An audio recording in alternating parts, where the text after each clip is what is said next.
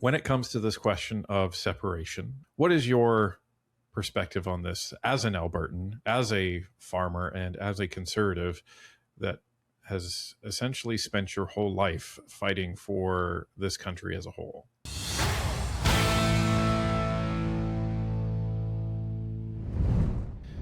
Ladies and gentlemen, just over a year ago, I sat down and had a conversation in the middle of one of Canada's western provinces, Alberta. There was trains circling around us. There was people chattering about, and the Alberta sun was completely baking the top of my head. And what ended up happening after that, I think, changed the course of my life, but it definitely changed the course of this guest's life after they announced that they were resigning their seats so that Pierre Poilievre could run in a by-election to regain a seat in the House of Commons. So please give a warm welcome to Mr. Damien Kurek, who is back with us today. Damien, welcome back to Northern Perspective. Ryan, thank you very much. And, it was interesting reflecting on how a year ago we had a conversation a lot like this one, although it was, like you said, I always wondered if there was a reason why you bought a cowboy hat outside of the Calgary Stampede. So it's good to know that there was some practical use there as well. But look, Ryan, it's good to be back with you. And I know it's been quite a year in Canadian politics, but it's certainly interesting to reflect back on all that's happened and where our country is at, where Pierre and our party is at, the challenges and a few of the successes that we can point through, and what has been certainly I think I'd be fair to say a historic year for in many, many ways. Well, it's interesting you mentioned the cowboy hat, because I did get one for practical reasons. I've talked many times about the two Albertans, two Calgarians that I met at the barbecue that we attended last year. I jokingly say that they kidnapped me and sorted me out in terms of my attire, but I decided to keep wearing the cowboy hat at Northern Perspective events and on our live streams, because I wanted to show people that you don't have to be from Calgary, you don't have to be Alberta to be able to, in a way, stand with the people of Alberta, to support people in what they believe and in their grievances, and that there is a very Canadian, very welcoming culture out in Alberta. Western hospitality is not just a catchphrase. That is literally everyday life out in Alberta. I remember this time we were at the Stampede and we were just sitting in the stands, and this wonderful lady came down to our son and just asked him out of the blue, "Would you like some popcorn?" We don't really see that type of interaction happen in Ontario anymore, but that is, it seems like every 10 minutes in Alberta, and that is something that should be cherished, protected, and fought for, in my opinion. And that's why I like to wear the hat, not just to protect my head anymore, but it's to, I think, keep me grounded in that Canada is a very large country, and we need to make sure that we protect every bit of it. And I think that perfectly sums up what you did a year ago when you resigned your seat.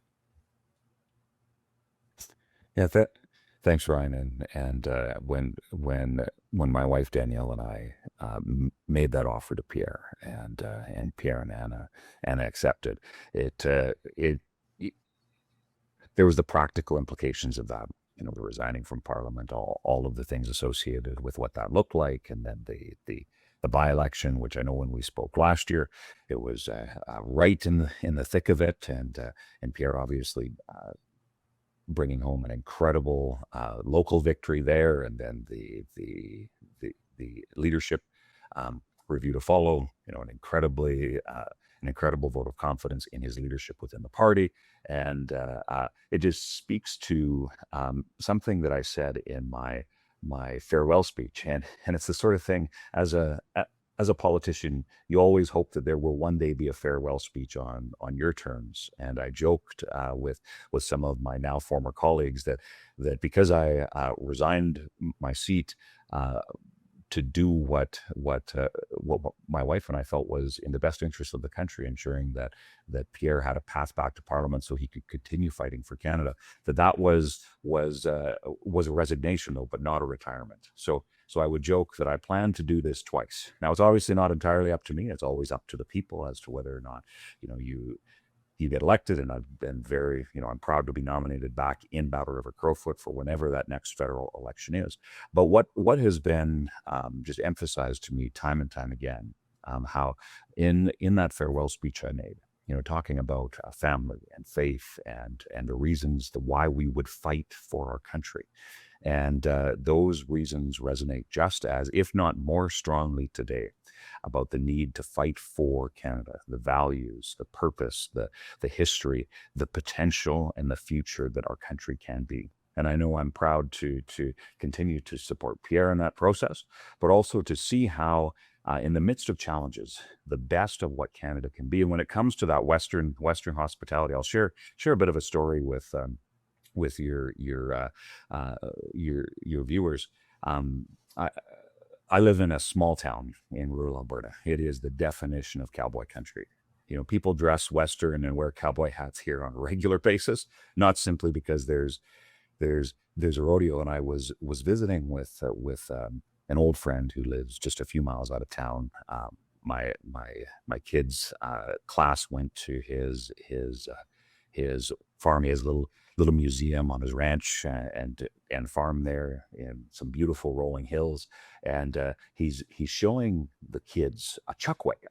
And now we know the chuck wagons today from the perspective of what the races are at Stampede, but a chuck wagon is actually a kitchen wagon. That's what chuck means. It's the kitchen. And so when Rick was telling me about the chuck wagon, he made a comment that really, really stuck with me. And you're talking about as Western cowboy type of guy as you can possibly imagine. And he looks at me and says, Damien, I was talking to a real cowboy a few weeks ago. And I looked at Rick and I said, Rick, if you're not as close to the real thing as we could possibly imagine, there's hope for everybody on the continuum of what defines that incredible, independent, entrepreneurial, proud spirit that defines what the West is in the context of our nation. And I think what helped build our nation, whether you look back to the railways and the national projects that truly defined and stitched together our land, or the vision that soldiers that would go fight wars overseas for a purpose bigger than their own. You look at all of these things, and I think that for us to say there's a little cowboy in all of us, I think is so very much part of the Canadian story and why I still have hope for the future of our country. Looking back on a year ago, well, it was a little more than a year ago because you did resign your seat in May. Does the phrase, in order to lead, you must learn to follow, have a different meaning for you now? What is it interesting looking at that type of a euphemism and reflecting back on what has happened and what did happen? Yeah, the phrase, and when people would ask, why did you do it? And there's all sorts of conspiracies and thoughts and opinions and whatnot, and people are entitled to those things. But when it comes down to it, Ryan, I think it can be summed up by simply saying sometimes you have to lead by example, and that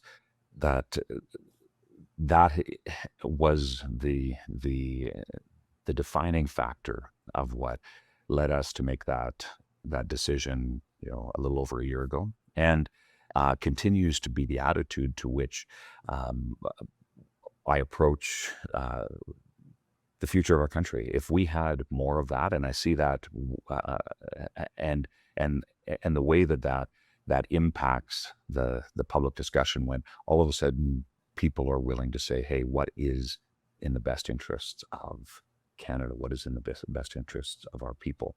And so practically, that looked a particular way when when Danielle and I felt that it was important to make that offer to Pierre and Anna. But I see how important and how, uh, again, you talk about that Western hospitality.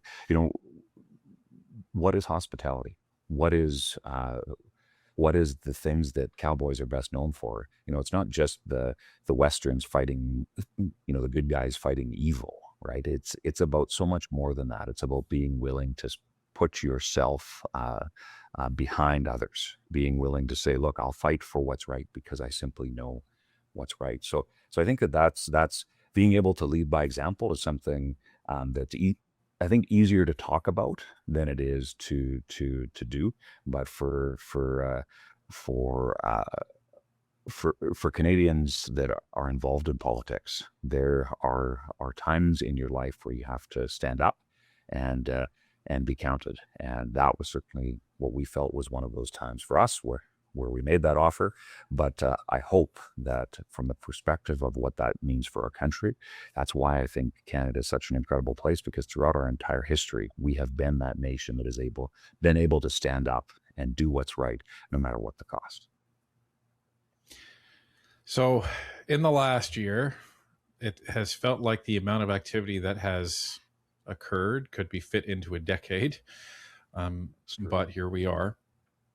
And let's talk about the state of where the Conservative Party of Canada is right now. You have some folks that are, staunch defenders of it. You have some folks that are maybe having second thoughts, and you have some folks that claim to be conservatives but seem to be aligning themselves completely against what the Conservative Party is trying to achieve. What has been your take now, as now a relative outside observer of what's been going on over the last year? And where do you think the party sits today versus 6 months ago versus a year ago? Yeah. No, it's a good question, and there's two things that I would share. One is there's still reason to be hopeful, as at every step of the way, and despite the media narrative that is anything but positive towards the Conservative Party. You have continuing the messages and the narratives that are dominating the news cycles are things that Conservatives have led the conversation on, where Pierre in particular has been leading the conversation on, not just for the last year, but for years. And I think that when you look at that perspective in the big picture, there are good days in politics, and then there are some not so good days. And those things come and go. But when it looks like the potential that exists for both Pierre and our Conservative Party and the incredible Conservative team that we have, I still stay close with many of my former colleagues from across this country, and I am just always amazed at how you have an incredibly strong team of people that truly represent the best of what the Conservative Party is and the best of what Canada is. And even when we may not agree on everything, we may have differences of opinions on the details when it comes to the purpose and the promise of what our country can be. There is a unity within the Conservative movement that may not come across in the panels and the pundits on the evening news, but that's not real life. When it comes down to it, when I talk to regular Canadians from here in Battle River Crowfoot, where I still live, and this region that I absolutely love here in rural Alberta, or across this province of Alberta or across Canada, there is still a hope and unity within that Conservative movement. So that's number one. Number two, I think, is something, and I'll maybe put a little bit of a different spin on it. I think that one of the things we sometimes forget in the Conservative movement is that we are truly a big tent movement. And in order to be successful, we have to be willing to say, look, there are those who voted for us in the past who didn't vote for us last time. But there are also those who may have voted for the other guy last time, and they would be welcome within the Conservative movement. And I think that one of the challenges is that we platform pundits with opinions, and in some cases different gripes about different things, and all of those things are fair conversations to have. It happens in the sporting world, it happens in the business world, and it certainly happens in politics. But I think that the one of the things, and I would encourage your your viewers to look and say, look, when it comes down to it, what is the conservative movement, and what is that movement being successful going into the next election? And it is ensuring that folks who may not have even supported our policies in 2025 or 2021 or 2019 or 2015, et cetera, there will be many who may not have even been old enough to vote when Stephen Harper was prime minister. There are those who may have flip-flopped on various policy items. We have to ensure that as a party, that we put forward that vision for the country that says, look, here is where we stand, here is where we are, and if you're willing to get on board with that, then welcome to the Conservative Party. Now that doesn't mean compromise, and I think that quite often we and I always found it interesting, because when I would campaign, people would quite often, and especially when you're door knocking or doing town halls and things as a candidate, they'll say, well, I want you to do what I want to do. And you'd have somebody that obviously is on a different side of the political spectrum, Brian. But I would say, and the vast majority of circumstances, people would respect, not always, but the vast majority, when you would say, look, my principles say this, my party stands for this, and I would lay it out very openly and honestly for them. And even when, in most circumstances, when somebody might not have agreed with you on the principles, they'll respect the fact that you have those principles. And in some cases, you would see it's like, hey, look, well, I can't come on board with X, Y, and Z, but A, B, and C. That's why, and being able to ensure that the conservative movement is one where to say, look, we need a few more votes next time. That includes people from diverse backgrounds, that whether they voted conservative in the past or not, whether they voted before or not. And I think as a party, we grow by being able to articulate clearly a vision and a purpose and a future for our country. And then at the same time, the Conservative Party and Pierre has an important job as the official opposition. I always chuckle when people say, oh, well, you're too negative as the official opposition. Like, well, sorry, that's actually the job. That's the job.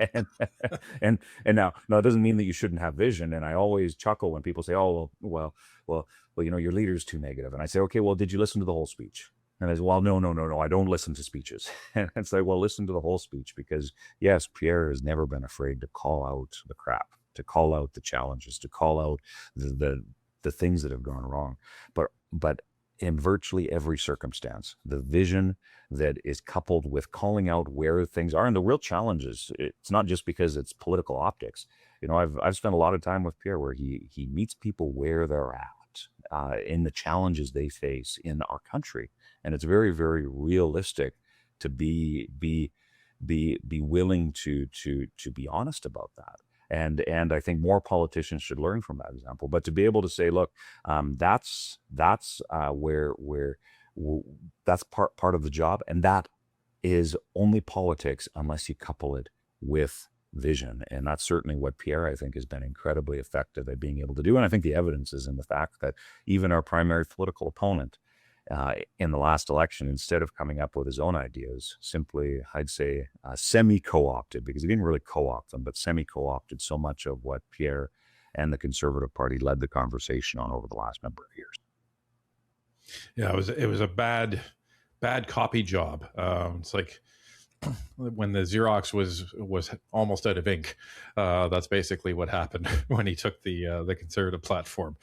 Now, when you have the Conservatives and Pierre, working so hard to try to hold this government to account, and you have other so-called Conservatives, even before the 2025 election ended, on television, criticizing, calling names, you name it. And we had heard rumors about 4 or 5 months ago that there was going to be some sort of organized attempt to try to smear Pierre to try and get him out as leader.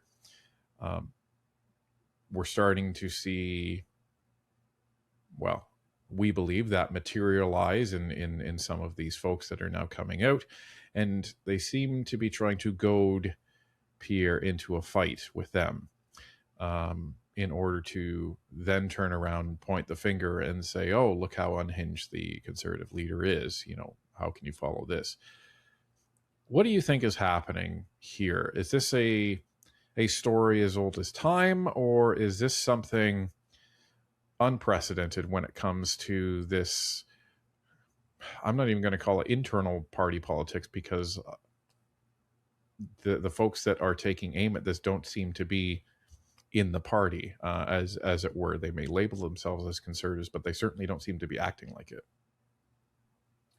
Well, look, I'd be happy to chat on any news panel pundit show, and to talk about what my experience was and continues to be within the conservative movement. And it's not that we don't have discussions and disagreements, and sometimes passionately so, but that's the strength of what the Conservative Party is.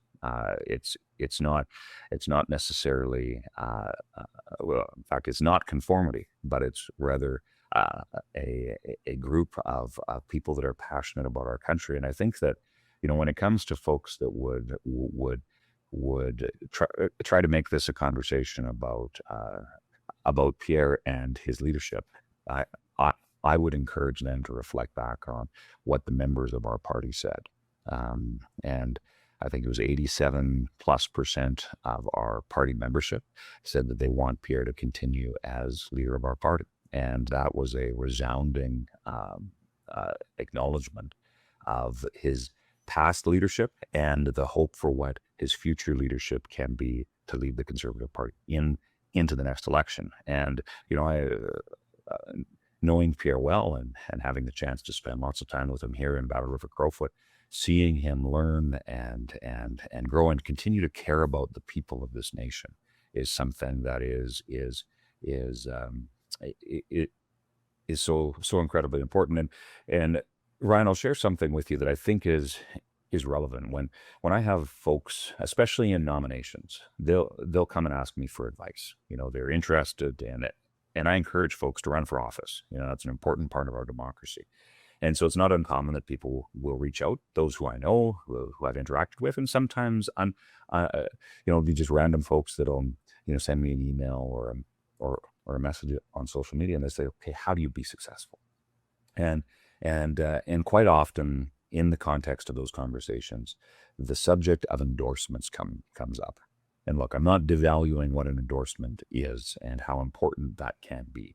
And I endorsed Pierre during his leadership to become leader of the party back in, I think that was 2022.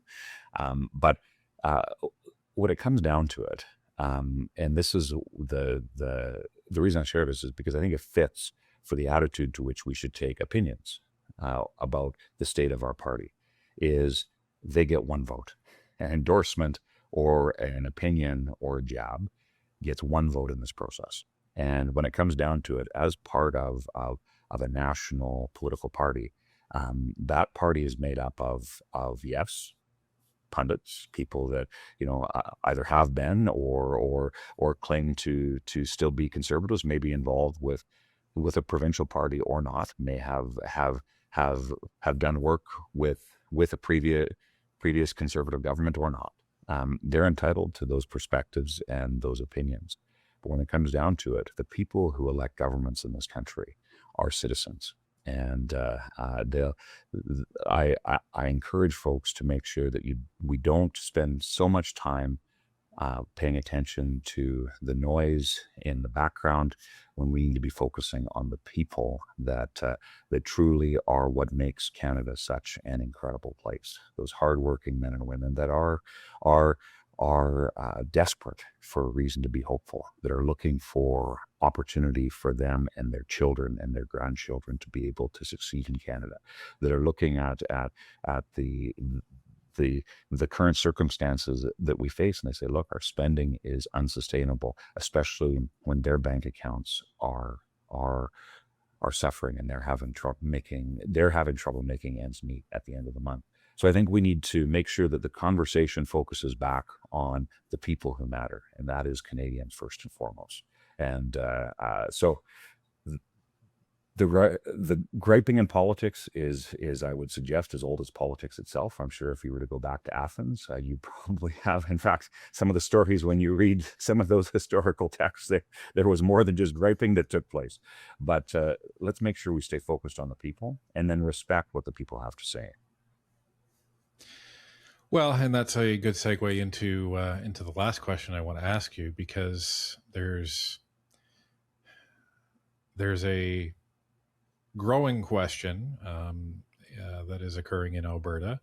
To what degree, that's up for debate, but there's more than a few people that are extremely unhappy with how the policies that have been enacted by Ottawa over the last decade or decades, if you talk to some people, and the negative effects that has had on the economy of Alberta, the lack of Alberta to be able to utilize its own resources, and to just seemingly prevent Albertans, but I would say indeed all Canadians, from being as prosperous as our potential actually allows us to be.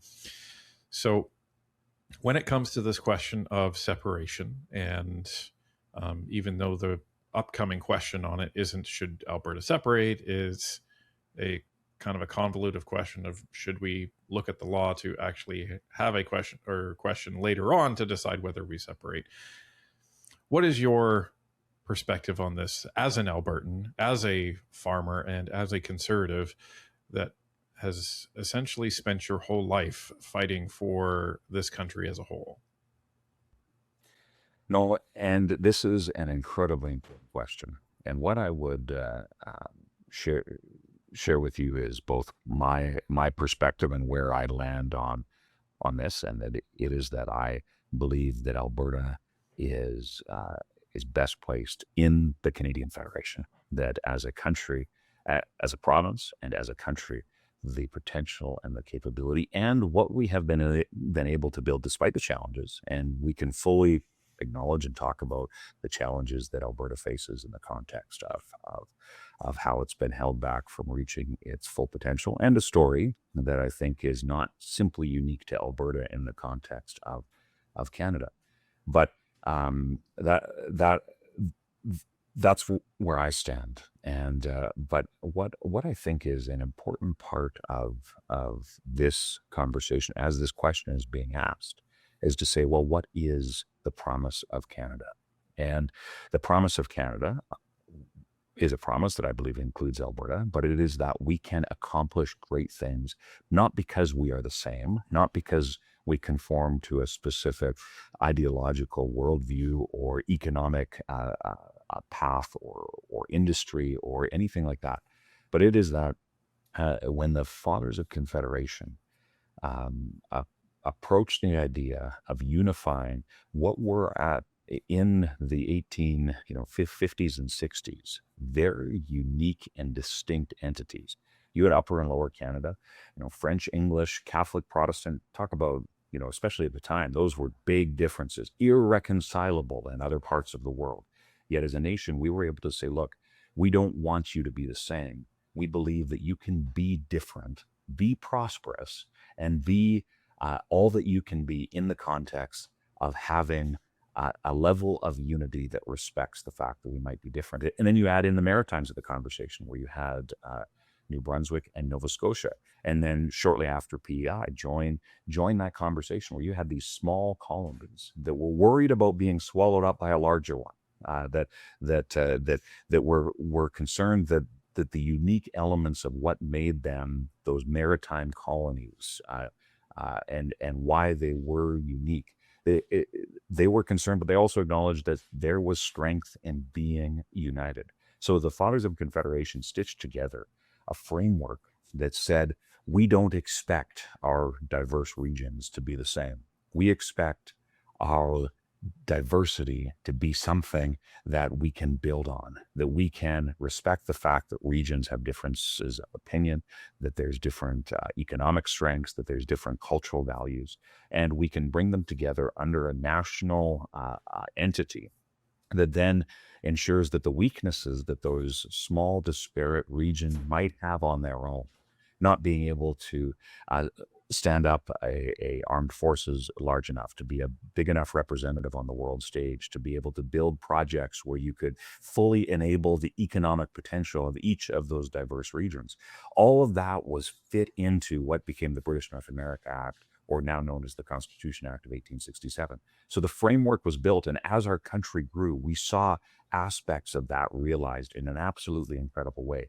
The fact that when BC joined the Federation and the prairies, and then the last province to join being Newfoundland in 1948, and you see the reflection, not always done perfectly. I don't think anybody would argue that the Canadian story is a perfect one, but what we were able to build as a country, Ryan, has been truly incredible. And so when I look at that in the context of where Alberta is, say, look, Alberta has frustrations, real grievances, and it's been held back economically. It's been levels of bureaucracy that have taken what was intended to be respect for its regions and use that to weaponize against the prosperity of a certain region of the country. And those things have caused significant damage economically. There's certainly, you talk to a lot of folks, and not just those who want to separate, but a whole host of those who are somewhere on the continuum of saying, hey, look, I'm frustrated with Ottawa, all the way to those who have decided that there's no hope. What I would suggest is we can look at our past and be realistic about what the frustrations are, about what the history is, and say, as we look forward for what could be in our country, is Alberta best placed to continue as a part of this national story that was built specifically on the framework of being able to respect what could be differences of opinions, differences of economic agendas, cultures, etc., or do we simply abandon that? And the case that I would make is not one simply out of nostalgia, not one simply out of fear or uncertainty, but to say, look, what we've built thus far has been pretty incredible.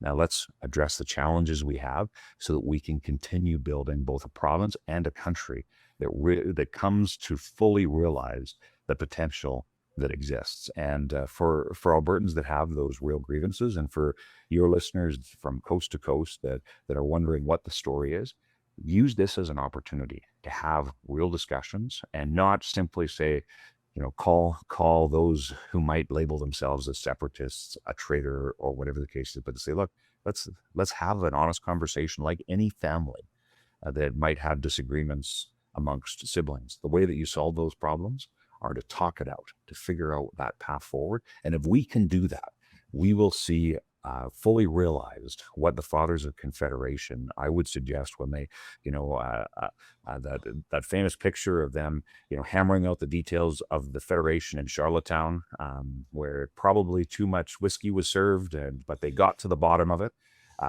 in the midst of the disagreements. That is the potential that was sought then that we can see realized in our national federation today. And I believe that should and is best placed to include Alberta.